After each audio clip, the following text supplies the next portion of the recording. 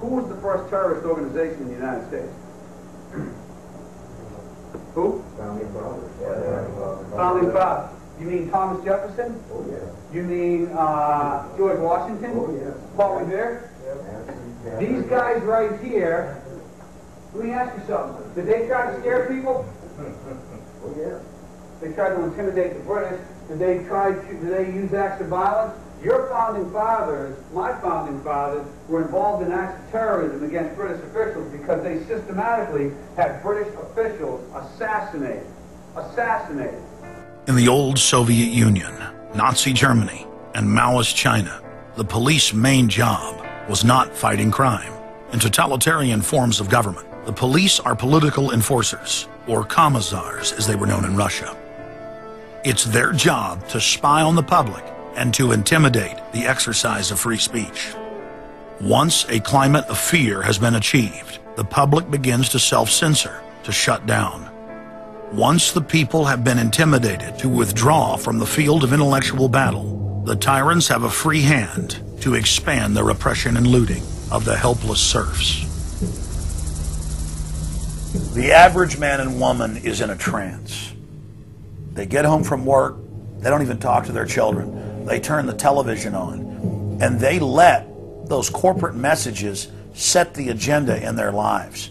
If we want a revolution against these social engineers and the scientific dictatorship, we have to start getting back to basics, having barbecues, knowing our neighbors, loving our husbands and wives, spending time with our children, and getting back to real human culture. This false corporate culture has been superimposed over our daily lives. The public is literally under a trance. We have to somehow reach out to them and break them out of this trance. And as the globalists destroy our standard of living and bring in their police state, a lot of people are beginning to wake up and realize that what they've been told all their lives was a lie. But it's essential that we, the people, are there to reach out to our fellow Americans and our fellow human beings and show them the truth. But the scientific dictatorship needs more than just a secret police network to carry out their plan. Citizen spies at every level of society have been recruited to keep their eyes and ears focused on everything their neighbors and co-workers are doing and saying. More than 50,000 private sector executives have been recruited by FEMA to secretly serve as deputy FBI informants under the InfraGard program. Now there are more than 75,000 preachers serving FEMA in the clergy response teams. Internal FEMA documents reveal that the majority of America's pastors now serve as agents of the shadow government. They are even instructed on how and what to preach. And as KSLA News 12 Jeff Farrell discovered, the clergy would help the government with potentially their biggest problem, us. From my cold, dead hands. Charlton Heston's famous declaration captures a truly American value, the overarching desire to protect our freedoms. But gun confiscation is exactly what happened during the state of emergency following Hurricane Katrina in New Orleans. U.S. troops also arrived, something far easier to do even now thanks to last year's elimination of the 1878 Posse Comitatus Act. That forbid U.S. troops from policing on American soil. If martial law were enacted here at home, public fears and quelling dissent would be critical. And that's exactly what the Clergy Response Team, as it's called, helped accomplish in New Orleans. Jeff, the primary thing that we say to anybody is let's cooperate and get this thing over with, and then we'll settle the differences once the crisis is over. Such clergy response teams would walk a tightrope between the needs of the government versus the wishes of the public. In a lot of cases, these clergy would already be known in the neighborhoods in which they're helping to defuse that situation. For the clergy, one of the biggest tools that they will have in helping calm the public down or obey the law is the Bible itself, specifically Romans 13. Because the government is established by the Lord, and that's what we believe in the Christian faith. That's what's stated in the Scripture. They prepare their flocks like sheep to the slaughter for gun confiscation, forced inoculation, and they tell them that it is a blessing to have their families broken up and put into FEMA camps.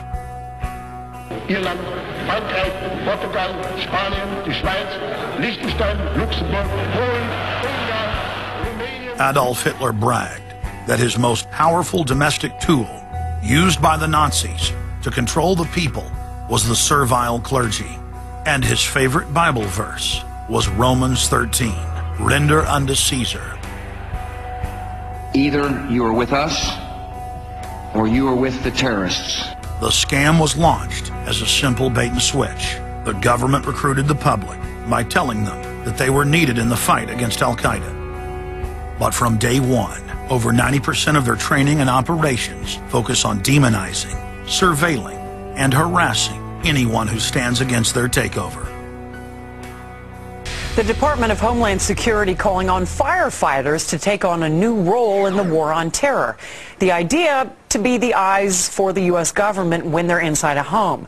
Now, unlike police officers, firefighters don't need a warrant to go into private houses. And critics say that's where things get sticky. Cable company repairmen, truck drivers, maid services, and hundreds of other professions that go inside homes and businesses without warrants are now on the government's payroll as citizen snitch spies. But Big Brother doesn't stop there. Children are being indoctrinated inside the public schools nationwide to spy on their parents. You can give information without having to give your name. You guys can get paid for good tips up to $200. The New York Times praised public school programs in the United States and England that are training children to report their parents for eco-crimes, like taking a hot bath or letting the water run while you brush your teeth. All of that violates their carbon footprint credit allotment.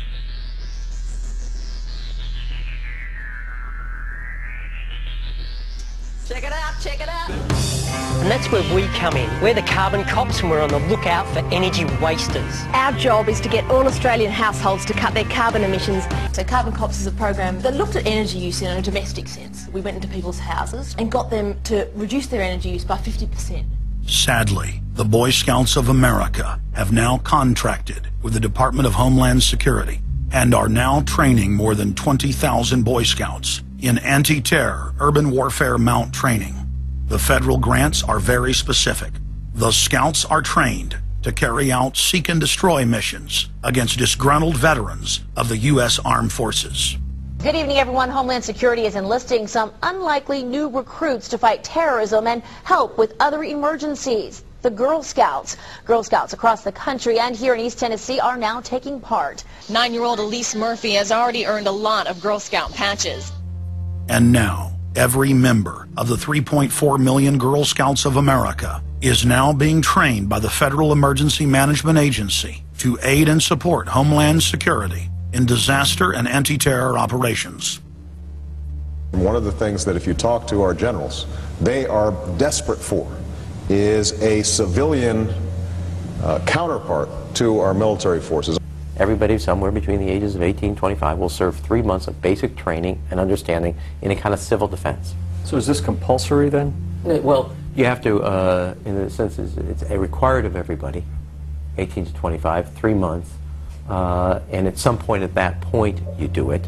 Creating citizen armies in one way is, you know, it's disgusting, because what you do is you get young kids and you can mold their minds easily.